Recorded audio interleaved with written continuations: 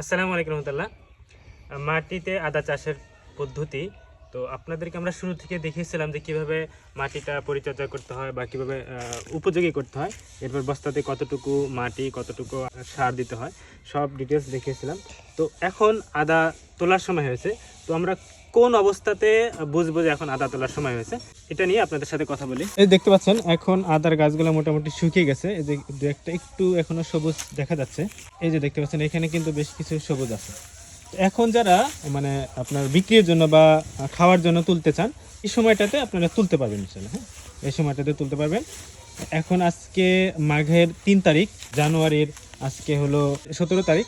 তো এই সময়টা যারা খাওয়ার জন্য তুলতে চান তারা তুলতে পারবেন বা বিক্রির জন্য। আর যদি আপনারা বীজ করতে চান তাহলে আপনাকে একটু পরিপক্ক করতে হবে, এজন্য আপনাকে পুরা মাঘ মাসটা রাখতে হবে, মানে ফেব্রুয়ারির প্রথম সপ্তাহে আপনি তুলতে পারবেন ইনশাআল্লাহ। তো এটা হলো বিষয় যে কখন আমরা আদা তুলবো কখন তুলবো না, এটা নিয়ে অনেকে কনফিউশন থাকে।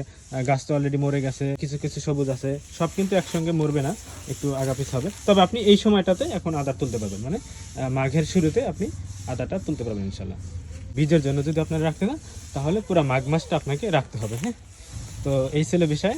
তো যারা মাটিতে আদা বা বস্তাতে আদা চাষ করতে চান, কিছু প্রশ্ন যদি আপনাদের থাকে বা কিভাবে মাটিটা তৈরি করবেন বা বস্তাতে কতটুকু মাটি দিতে হবে, এই ডিটেলস বিষয়গুলো নিয়ে আমাদের আরও সামনে আপডেট আসতেছে ইনশাল্লাহ। আমি এবছর অল্প কিছু বস্তা লাগিয়েছিলাম, প্রায় 100-র মতো।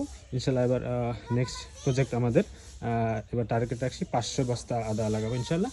তো দোয়া রাখবেন, আর আপনাদের জন্য দোয়া। আর অবশ্যই আপনারা বাসায় বাড়িতে এরকম লাগাতে পারেন, খুবই খরচ কম এবং বাড়ির জন্য নিজেদের খাওয়ার জন্য বা আপনারা যদি কেউ চান বিক্রির জন্য আপনারা এই আদাগুলো লাগাতে পারেন ইনশাল্লাহ। আসসালামু আলাইকুম রহমতুল্লাহ। মারিজ আগ্রহ থেকে আপনাদের সবাইকে আন্তরিক শুভেচ্ছা।